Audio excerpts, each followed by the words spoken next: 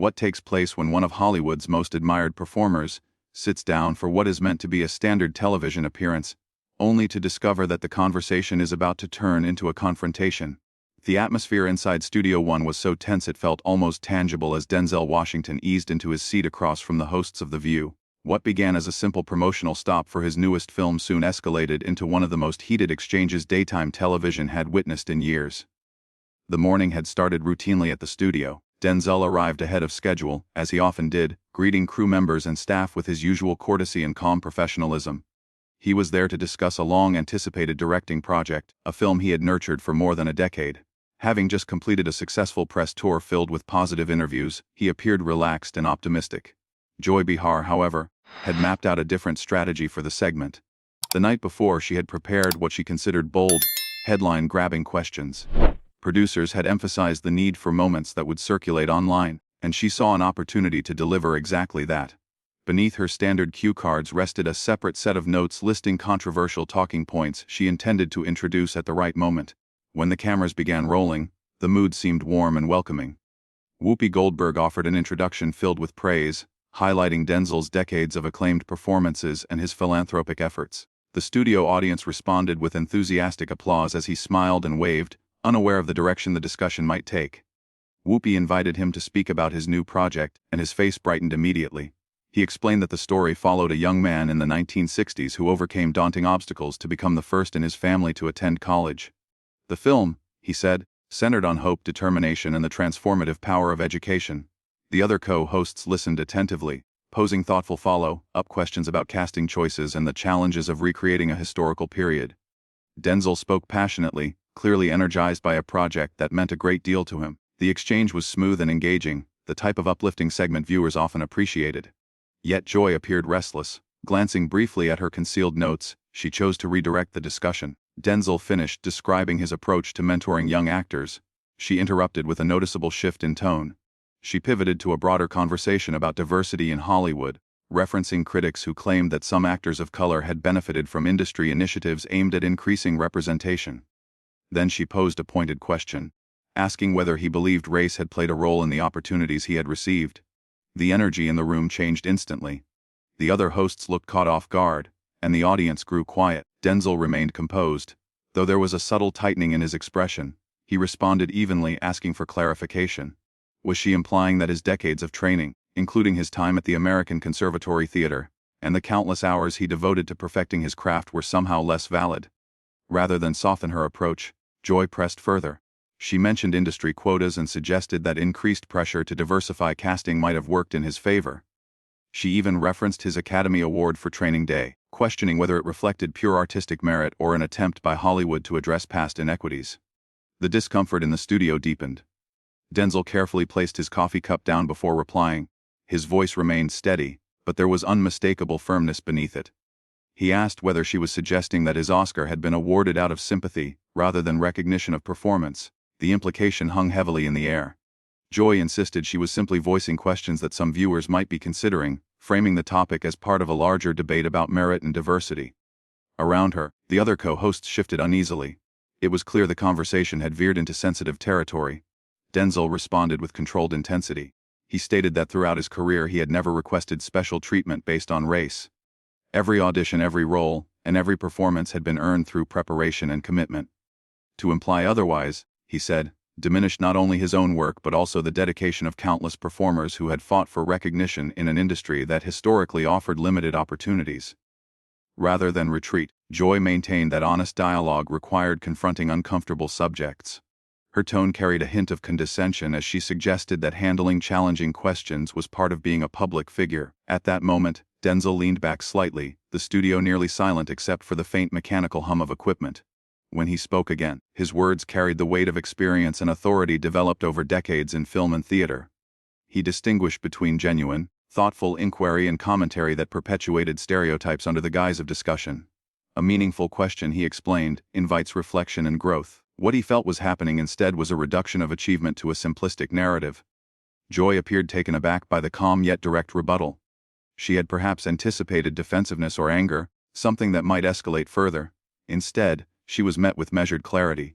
She responded by suggesting he was being overly sensitive, reiterating that the show prided itself on asking difficult questions. The exchange had transformed from a routine promotional interview into a broader examination of recognition, opportunity, and respect.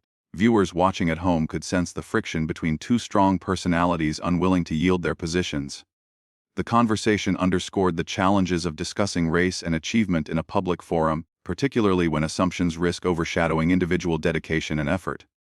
By the time the segment moved forward, the earlier warmth had given way to a lingering tension. What remained unmistakable was Denzel's insistence on defending the integrity of his craft and the principle that accomplishment, regardless of background, is rooted in discipline and perseverance. "We don't pamper our guests simply because they're celebrities," Joy said sharply. "If you can't tolerate a bit of examination about your career, perhaps you should choose softer interviews." A collective gasp rippled through the audience. Low murmurs of disapproval spread across the studio. Whoopi looked stunned, while the other co-hosts traded uneasy glances. The exchange was clearly veering far beyond what anyone had expected. Denzel leaned forward slowly, his posture composed yet commanding. The room seemed to focus entirely on him. "Examination," he replied evenly. "Is that what you call questioning the validity of everything I've worked for?" "Joy, I've been part of this industry longer than many people watching this show have been alive. I've collaborated with filmmakers like Spike Lee and Tony Scott. I've stood alongside some of the finest performers of our generation, and you're implying that those experiences came my way because of my skin rather than my skill." "I'm not implying anything," Joy answered, though her voice trembled slightly. "I'm raising questions that reflect what some Americans are already discussing. Isn't it healthier to confront these topics directly instead of acting as if they don't exist?" "Some Americans," Denzel repeated, lifting an eyebrow. "Or is this what you personally believe? Because it sounds as though you're hiding behind the public to justify your own assumptions. When you sit across from white actors and talk about their awards, do you question whether they truly earned them? When Brad Pitt received his Oscar, did you ask if it was the result of quotas for white men?" The comparison landed heavily. Joy opened her mouth, but no immediate response came. Applause and nods of agreement began to emerge from the audience. Several viewers looked directly at Joy with visible disapproval. Sunny Hostin attempted to ease the tension. "Maybe we should refocus on the film," she suggested gently, but Joy pressed on, perhaps feeling boxed in. "I've been doing this for decades," she insisted. "I've interviewed presidents and global leaders. I understand how to ask meaningful questions. The reality is that Hollywood has evolved, and opportunities today are different from what they once were." "The reality," Denzel echoed, his tone sharpening slightly while remaining controlled. "Let me talk about reality. The reality is that when I sought complex roles early in my career, I was often told I wasn't the right fit. The reality is that I had to fight for layered, serious parts because many decision-makers saw my skin and assumed I could only portray certain stereotypes. The reality is that I've had to prove myself repeatedly, working twice as hard to be considered on equal footing." He paused, allowing the weight of his words to settle. "And now you're suggesting that my success is the result of some advantage. That's not tough questioning. That's reinforcing the same narrow thinking I've spent my entire career challenging." Joy's confidence visibly wavered, but she chose to continue. "You're misrepresenting me," she said. "I never claimed your path was easy, but you can't deny that there's been a strong push for diversity that has opened doors in recent years." "Open doors." Denzel rose from his chair, standing tall. His presence filled the studio. "I earned my first Academy Award nomination in 1987 for Cry Freedom. That was decades ago. I've been building this career since long before diversity initiatives were buzzwords in corporate meetings. Every milestone I achieved predates the narrative you're pushing." The co-hosts looked increasingly distressed. Whoopi shook her head subtly, while others seemed unsure where to look. The audience sat in complete silence, riveted by the confrontation unfolding before them. Sensing the shift, Joy attempted a softer angle. "All I'm saying is that race plays a role in Hollywood. Examining that isn't controversial. It's honest dialogue." Denzel let out a brief, humorless laugh. "There's nothing sincere about ambushing someone with loaded questions meant to undermine their accomplishments." This wasn't a discussion. It was a setup designed to spark controversy. He turned toward the camera, addressing viewers directly. "What you're seeing is the difference between thoughtful inquiry and provocation. Real journalism informs and challenges without diminishing someone's life's work. Reducing achievement to a simplistic narrative may create noise, but it doesn't create understanding." Joy bristled. "I take offense at the suggestion that I'm not professional. I've been posing challenging questions long before you became a household name." That remark shifted the energy yet again. Denzel turned back to her, his expression calm but icy. "Before I became widely known," he repeated slowly, I was collecting theater awards while you were still carving out your path. I studied Shakespeare at Juilliard while you were refining your craft in comedy clubs. And now you're questioning my credentials." The room fell utterly silent. Even the crew seemed motionless. It was clear that boundaries had been crossed. "Listen carefully," Denzel continued, his voice low yet resonant. "I came here to discuss a film that carries a message about resilience and belief, a project meant to inspire young people to pursue education and purpose. Instead, you've chosen to challenge my integrity and cast doubt on my achievements. That decision reflects on you, not on me." Joy shifted in her seat, recognizing the gravity of the moment but unwilling to concede. "I think you're reacting too strongly," she said, attempting to steady her tone. The exchange had evolved into more than a disagreement about Hollywood. It had become a broader clash over recognition, respect, and the responsibility that comes with a public platform. The audience remained transfixed, aware that they were witnessing a rare and unscripted collision of conviction and ego. "This is television," Joy declared confidently. "We pose provocative questions. That's what sparks debate. That's what keeps viewers engaged. That's what makes compelling TV." The instant those words left her lips, a heavy realization seemed to sweep across the studio. Denzel's expression shifted. The restrained frustration that had marked his face moments earlier gave way to something colder and far more cutting: deep disappointment. "Compelling TV," he repeated quietly, his voice lowered to a near whisper, yet it carried more force than a shout ever could. "Let me explain something about what truly makes compelling television." He spoke deliberately, each word measured. Good television informs. It elevates dialogue. It challenges audiences to think more deeply and encourages the best in people rather than exploiting their worst instincts. What had just taken place, he said, was not meaningful broadcasting. It was sensationalism masquerading as substance. He stepped slightly closer to the panel, his presence commanding the entire set. Suggesting that undermining a guest's integrity was entertainment, he argued, revealed a misunderstanding of journalism itself. Reducing decades of dedication to a shallow controversy was not courageous questioning, was tabloid behavior dressed up as seriousness. Joy's tone grew sharper as she defended herself. She insisted she had spent decades in media and understood what resonated with audiences. Viewers, she claimed, wanted authenticity rather than light promotional segments filled with polite smiles and rehearsed compliments. Authenticity.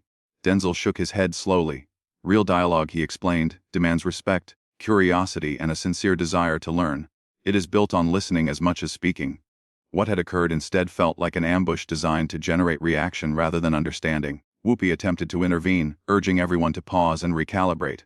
Before she could finish, Joy pressed forward again, refusing to yield ground. She said she would not apologize for doing her job and suggested that if he could not handle direct questioning, perhaps live interviews were not for him. The remark stunned the room. Even Joy appeared momentarily aware of how far she had pushed the exchange, yet the words hung in the air, irreversible. Denzel regarded her steadily before nodding once. He conceded that she was correct about one thing: perhaps he should reconsider appearances like this. What the moment had demonstrated, he said, was that professionalism had eroded in certain corners of the industry. Turning to Whoopi and the other co-hosts, he expressed regret that the discussion had devolved into something none of them had anticipated. He emphasized that he respected the show and the invitation extended to him. Then he faced Joy again, his tone firm and unwavering. She had taken a platform reaching millions and used it to cast doubt on his accomplishments. She had implied that his career was the product of racial preference rather than merit. She had questioned not only his awards but also his integrity and dedication. When Joy attempted to interject, he stopped her with a single decisive word. He refused to allow the narrative to be softened or reframed. The entire studio and everyone watching at home had heard the insinuations clearly. He enumerated them calmly, questioning the legitimacy of his Oscar, implying he benefited from quotas, suggesting his decades of work were somehow less earned. He looked straight into the primary camera, addressing viewers directly. This was what modern bias could resemble. Not overt hostility, but subtle diminishment disguised as inquiry. It did not always appear as blatant discrimination. Sometimes it manifested as polite skepticism toward a black man's success. The silence in the studio was profound. Joy's face drained of color as the gravity of the situation settled over the set. Denzel continued, his voice controlled yet powerful. She had asked whether he could manage tough questions. Now he posed one in return. How did it feel to use a national platform to tear down rather than uplift? How did it feel to contribute to the erosion of meaningful discourse in favor of spectacle?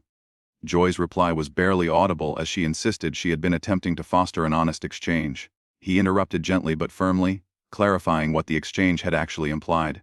Whether he deserved recognition from the Academy of Motion Picture Arts and Sciences. Whether directors like Spike Lee and Tony Scott had selected him out of pity rather than talent, whether his Academy Award for Training Day had been symbolic rather than earned, there was to be a real conversation about race, he said. It should address why accomplished black professionals are so often required to defend their legitimacy in spaces where their white counterparts are simply celebrated. The other hosts sat motionless, absorbing every word. Audience members remained riveted, witnessing a display of composure under provocation. He pointed out the missed opportunity. They could have discussed storytelling, the transformative influence of cinema, and the importance of representation. Instead, the segment had become an exercise in manufactured controversy. As he began removing his microphone pack, he reflected on his 4 decades in the business. He had faced prejudice in both subtle and explicit forms. He had persevered through barriers that many could scarcely imagine. What he would not do, he made clear, was accept disrespect without response. Joy made a final attempt to characterize the clash as a misunderstanding. He dismissed that notion. There was no confusion.